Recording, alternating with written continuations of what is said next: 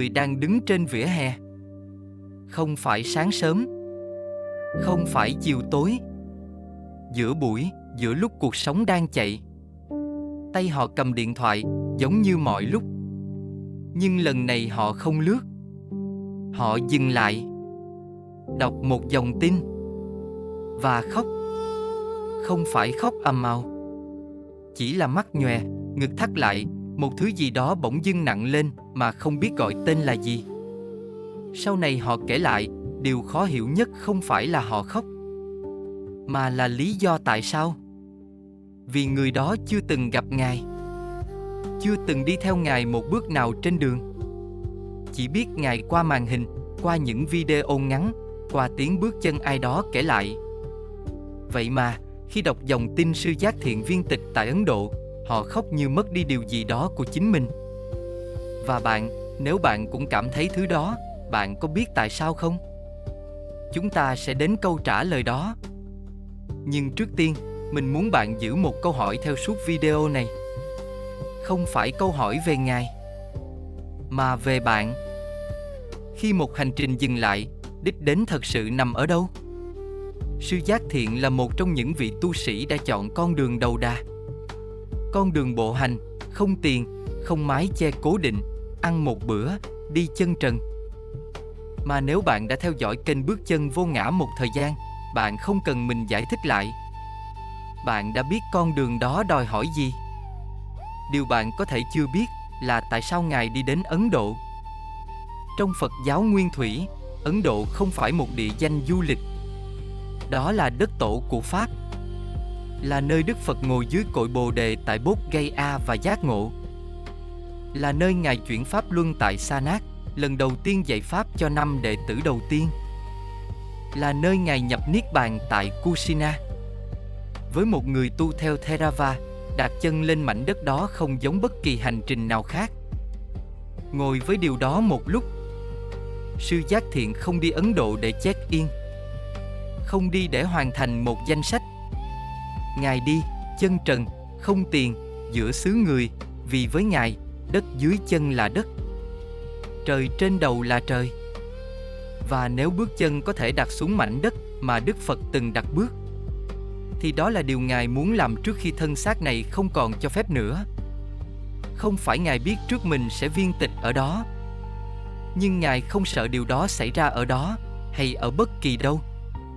Và đây là thứ mà nhiều người trong cộng đồng đang tranh cãi, đáng hay không đáng, khổ hạnh đến mức đó có cần thiết không, có ai đáng phải trả giá như vậy không? Mình không ở đây để tranh luận điều đó. Mình ở đây để hỏi bạn một câu khác. Nếu bạn có thể chọn, bạn muốn dừng lại ở một nơi an toàn, quen thuộc, đầy đủ tiện nghi, nhưng chưa làm điều bạn thật sự muốn làm? Hay bạn muốn dừng lại đúng giữa hành trình bạn đã chọn, dù hành trình đó khó, xa, và không ai đảm bảo bạn sẽ đến đích?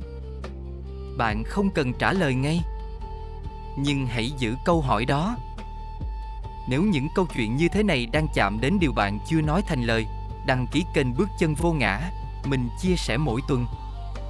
Và để lại bình luận ngay bây giờ, khi bạn nghe tin sư giác thiện viên tịch, điều đầu tiên bạn nghĩ đến là gì? Không phải câu trả lời đúng, chỉ là điều đầu tiên. Trong truyền thống Theravada, cái chết của một người tu đúng pháp không được gọi là mất mát. Nó được gọi là hoàn thành.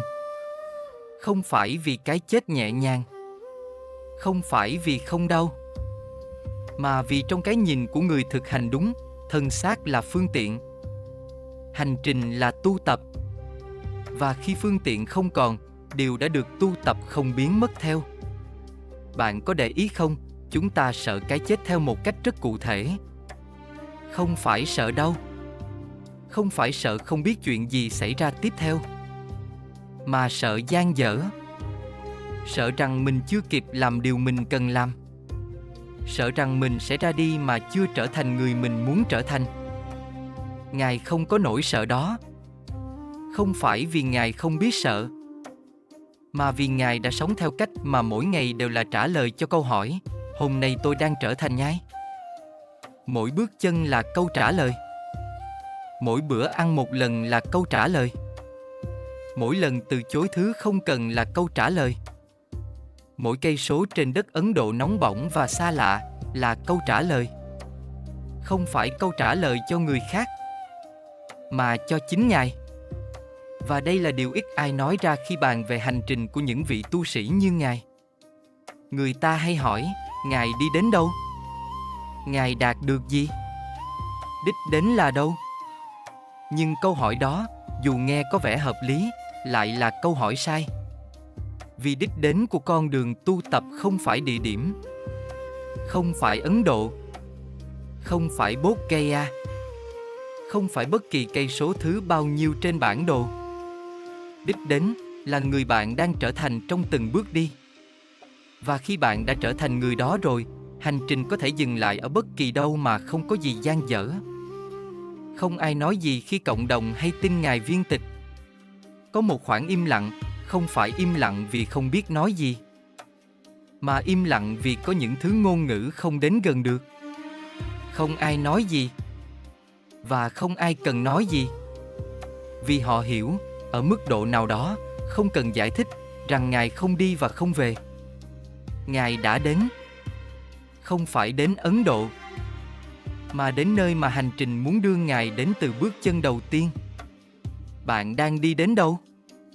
Không phải câu hỏi về kế hoạch năm sau. Không phải câu hỏi về nghề nghiệp hay thu nhập hay ngôi nhà bạn đang cố gắng mua. Mà là, mỗi ngày bạn đang sống, bạn đang trở thành Ngài. Không phải ai trong mắt người khác. Không phải ai theo kỳ vọng của cha mẹ, theo tiêu chuẩn của xã hội, theo cái mà mạng xã hội đang gọi là thành công. Mà là, trong khoảnh khắc không ai nhìn, không ai đánh giá, bạn đang chọn là ai? Ngài đã trả lời câu hỏi đó bằng từng bước chân. Bước chân cuối cùng của Ngài, dù ở đâu, dù lúc nào, không phải dấu chấm hết. Đó là dấu chấm đầy. Và câu hỏi Ngài để lại cho bạn, không bằng lời, mà bằng cả cuộc đời Ngài, không phải là bạn có thể đi xa như Ngài không, bạn có thể chịu đựng như Ngài không, bạn có thể từ bỏ như Ngài không.